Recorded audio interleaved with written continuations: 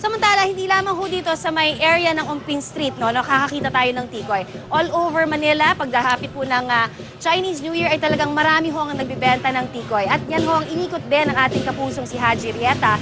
Plus, may halaman pa daw na nakakaakit din ng swerte. Alamin po natin sa kanyang report. Sa Chinatown sa Binondo, Maynila, inabutan namin ikinakabit ang mga pulang lantern sa mga poste sa Ongping Street kagabi. Ayon sa mga nagkakabit nito, pupunin daw nila ng lantern ang kalsada para sa pagsalubong sa Chinese New Year. Ilang araw bago ang Chinese New Year dito sa Binondo sa Maynila, talaga namang puspusan na ang paghahanda. Gaya nitong mga lantern ay talaga namang inaayos na at ikakabit sa kada poste bilang pampailaw sa mismong pagdating ng Chinese New Year. At dahil dinarayo ang Binondo tuwing Chinese New Year, kanya-kanyang pwesto na ang mga magtitinda.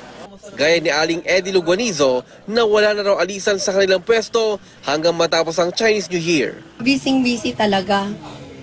Kasi pinaghandaan yung mga yung mga mamimili para kumikita din ng onte. Ano ba yung mga mabili? Ano yung mga benta mo, Tikoy? Ano yung mga Mga pang-decor. Yan, tapos mga ganyan, maliliit na mga fruits. Tikoy ang mga tinda niya. Mula sa ready to eat na 60 pesos ang isang box at tikoy na iluluto pa na mula 35 pesos hanggang 60 pesos ang isang box, depende sa laki nito. Pero posible raw magtaas ang presyo nito habang papalapit ang bisperas ng Chinese New Year. Bukod sa mga tikoy, may mga gumagawa na rin ng mga dekorasyong pampaswerte. Gaya sa pwesto ni Aljon Jimenez na 2 taon lang gumagawa ng Lucky Charms. Ang pinya na pinalibutan ng maliliit na dalandan ay mabibili ng 50 pesos kada piraso, depende sa laki nito. Pero may tawad naman daw, hanggang 40 pesos kung maramihan ang bibilihin. Marami yan. Kasi ito talaga mabili. Tsaka... Papaswerte? Oo.